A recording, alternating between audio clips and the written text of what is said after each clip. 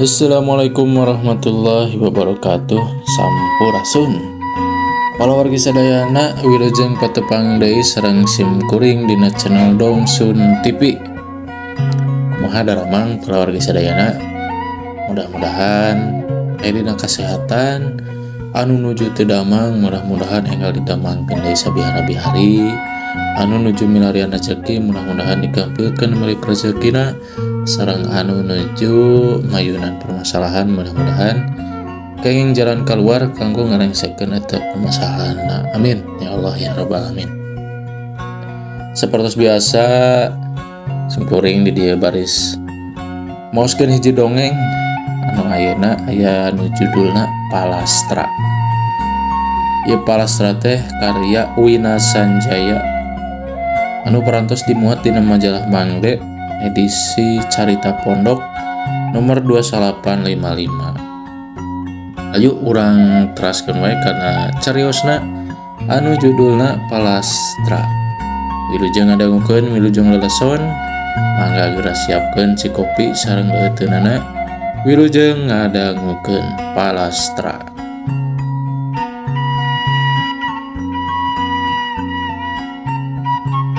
Barang ningali si layung geus ceger eueuh nyawaan. Asraji kekerot nahan kaambek. Tetela lain ngimpi.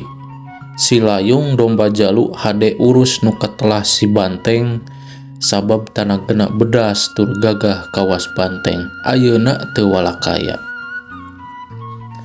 Panona molotot, letahna ngelel.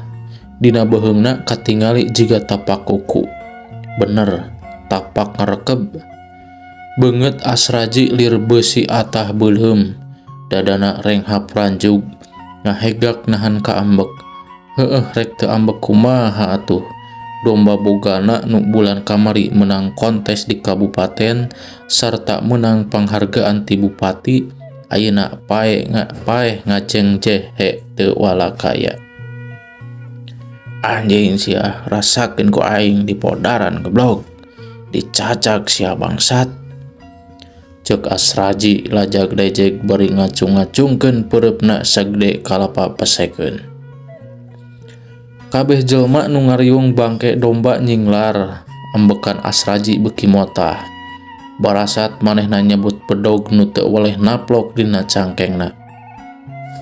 Bedog katingali gugurilapan kasorot ku panon poe karek maletek. Kabeh jelema beuki kimir. Inggis Asraji kalepasan matakeun bedog. Ki arsana tukang ngarit jeung ngamandian si layung nu mimiti nganyahoankeun si layung atawa si banteng tea paeh. Ngahod-hod ngiihan maneh bari diuk deukeut kandang. Asraji gogorowokan ngutahkeun ka keuheul bari ngurilingan bangke si layung. Eueuh nu wanieun ngadeuketan. Hansip Sarna jeung Hansip Usep oge nganempokeun ti kajauhan. Sanggeus rada lila murang-maring, ambekna mimiti leler. Manehna ngadeuketan bangke si layung. Ngok domba teh diciuman, digulang gaper bari ceurik ngaguk-guk kawas ditinggalkeun paeh ku anak atawa pamajikanana. Kajadian ngeunaan paehna si layung teh bener-bener mata kujrud salelembur. Heueuh atuh rek teu kujrud kumaha. Apan sarerea oge apa si layung teh domba gagah. Domba nu teu pernah asor mun makalangan. Domba nu geus mawa seungit keur kampung naga. Nya kampungna Asraji, kusabab kitu pantes we basa ngadenge si layung paeh. Sakabeh pangeusik kampung asa manglebarkeun, mangneung teuingankeun kanu geus maehanana. Nya kumaha deui atuh keur Asraji mah anu bogana barang ningali si layung paeh teh teu sirikna kaedanan. Saprak Asraji ditinggalkeun ku si layung, gawena ngan hulang-huleng weh. Manehna ngarasa leungiteun, lain pedah si layung geus aya nu nawar 10 juta ku paangsana wadana cikahuripan. Tapi leuwih ti kitu, keur diri Asraji mah wibawa komarana teh aya dina awak si layung. Domba jalu terah Garut. Can puguh manehna bisa sesalaman jeung bupati lamun teu boga silayung. Can puguh manehna bisa sohor kawas ayeuna mun lain alatan silayung. Antukna manehna jadi teu ngeunah sare, teu ngeunah dahar, balas mikiran silayung. Sajeroning kitu manehna mikir, saha sanyana anu geus wani-wani maehan silayung. Manehna yakin domba paeh teh lain dikerekeb maung atawa ajag. Sok sanajan tetela aya tapak kuku sato dina beheung silayung. Lain ku sato leuweung. Mun baheula mah samemeh leuweung tiis dijieun lapang golep, pantes we rek aya ajag, rek aya maung ge. Pasti ieu mah silayung paeh alatan jalma anu sirik, jelma anu ngewa ka manehna. Tapi saha jelmana? Saha atuhnya? Asraji ngarahuh, awas ya lamun kapanggih dicacag waing, gerentas Asraji. Keur ngahuleng deket kandang bari ngawawaas silayung, teu kanyahoan aya Semah datang nyampeurkeun. Asraji kaget sabab manehna teu apaleun saha anu karek datang teh. Nyeh Semah teh imut ngajak seuri bari srog ngasongkeun leungeun ngajak sasalaman. Kek, saha teh ya itu nya? Akang tantos moal apal, margi abdi urang tebih. Ceuk Semah teu weleh imut bari terus nyarita deui. Sanes, abdi teh mendak wartos yen silayung paeh aya nu ngarekeb. Naha leres eta teh? Asraji teu waka ngajawab. Manehna ngarahuh miceun Bang Baluh. Sidik bener eta teh. Naha kumaha kitu? Muhun, lebar we mangkaning domba sae. Aduh, abdi mah waas ku nyurudukna we silayung teh. Ngadenge Semah nyarita kitu teh, Asraji bangun nu kagagas. Nya eta atuh, moal pati-pati akang gering ngalang layung kawas kieu lamun. Sahanya jalmana anu geus wani-wani manehan silayung. Mani teung-teungeun pisan. Nyasat atuh ari nyaho mah, meureun ku akang geus ditigas beheungna. Asraji nahan kaambek, cik Jang, didinya nyaho henteu saha kira-kira jelmana anu geus nandasa silayung.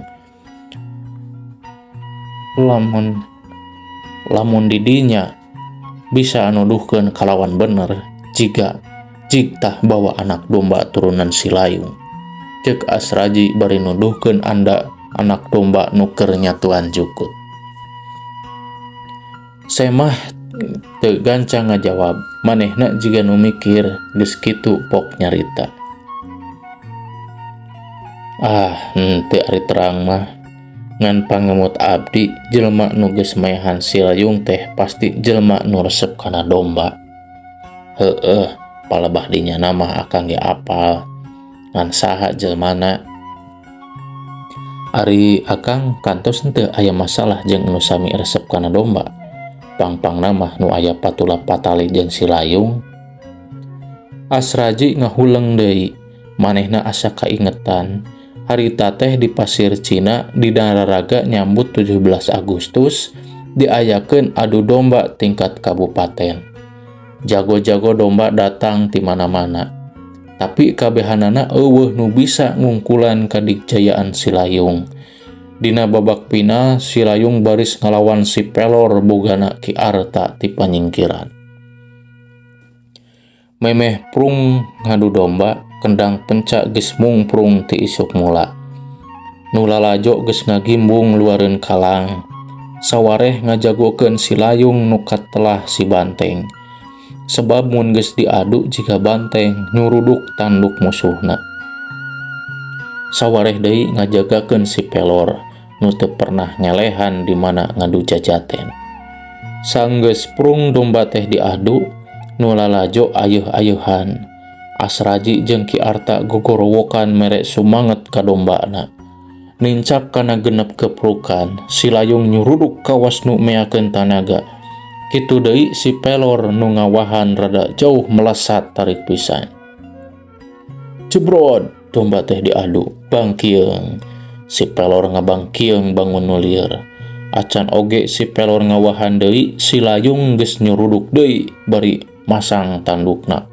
Cebrod, si pelor kapengpeongan, tandukna peunggas, katingali getih rembes palebahuluna, nu lalajo beuki ayeuh-ayeuhan ngagorowok. Hidup layung, hidup banteng, hidup layung, hidup banteng. Komo Bapak Bupati sareng Bapak Camat mah nu harita milu ngabobotohan, meuni bangun nu bungah, aranjeuna narangtung teu sirikna ajrag-ajragan. Ari Asraji ningali ka memetna meunang teh ngan rengkene koe ngengklak nginggelan kendang penca. Da memang kitu kabiasaanana. Sedengkeun Ki Arta ningali si pelor asor, manehna ngaheruk bangun nu handeueul. Tah harita Asraji kungsi sasalaman jeung gegeden teh. Jeung Bapak Bupati katut Bapak Camat. Nalika manehna nampa hadiah jeung piala ti aranjeunna. Nu matak nepikeun ka iraha oge, manehna mah moal poho ka si layung teh. Sabab alatan si layung manehna bisa sasalaman jeung bupati. Moal kitu Ki Arta. Kerentos Asraji bisa jadi nya, bisa jadi henteu. Ari ujang waktu si layung diadu jeung si pelor bugana Ki Arta nyaksian teu. Ih, atuh kantenan. Muhun waktu si pelor tandukna peunggas. Cik. Moal kitu si Arta. Ah, duka atuh. Asraji ngahuleng mani anteng. Jika namah Ki Arta. Sabab manehna teu ridoeun si pelor eleh ku si layung. Kitu dina pikirna. Geus kitu ngan pokwe manehna nyarita. Nuhun jang. Nuhun tetela Ki Arta. Ceuk Asraji bari terus asup ka imah ninggalkeun semah. Manehna poho teu nanyakeun saha ngaran semah nu sabenerna teh jeung ti mana asalna. Kitu deui atuh semah ngan bati olohok ningali polah Asraji. Sapeupeting Asraji teu daek sare, manehna yakin nu geus nandasa si layung eueuh deui iwal ti Ki Arta nu teu ngeunah pedah si pelor jagona eleh cacaten. Isukna Asraji ngagidig ka panyingkiran rek maluluh Ki Arta. Ceuk pikirna lamun bener bukti Ki Arta nu geus nandasa si layung, manehna rek balitungan. Tapi hanjakal Ki Arta eueuh di imah, ceuk pamajikanana Ki Arta keur ka Pasir Koja. Iraha pidatangeunana? Duh ka atunya. Bejakeun ka Ki Arta, kuring Asraji ka dieu hayang panggih kitu. Isukan isuk-isuk pasti ka dieu deui. Mangga. Ceuk pamajikan Ki Arta rada geumpeur ningali Asraji jiga nu mawa ka keheul teh. Isukna Asraji ngagedeg deui, tapi jiga kamari Ki Arta eueuh di imah, Asraji kekerot bari nyekel bedog nu ngagaplok dina cangkengna. Ka mana deui inditna? Saurna mah bade ka Pasir Koja nyenak si paser abenkeun engke dinten Minggu. Di mana cenah ngaduna? Saurna mah di lapang Cipaniis. Lamun kitu keun bae ke papanggih di ditu. Poe Minggu isuk-isuk di lapang Cipaniis, tempat ngadu domba nu lalajo geus ngagimbung. Sorat tarompet kendang penca mani cenger. Asraji nu aya di tengah-tengah nu lalajo teu sabar nungguan Ki Arta. Teu lila Ki Arta datang nuturkeun domba hideung nu diingaranan si paser teh. Domba badag terah garut, ceuli leutik bangus monyong dada rubak. Beheungna dipeulit ku beubeur kulit make gengge kikirincingan. Bakating ku gagah-gagahna si paser ditungtuna oge ku tiluan bari marake kampret hideung. Wah, hebat domba teh. Ceuk salah saurang nu lalajo nu nangtung gigireun Asraji. Pan si paser teh ya, bogana Ki Arta. Bener hebat. Ceuk kuring mah moal aya domba nu bisa ngelehkeun si paser.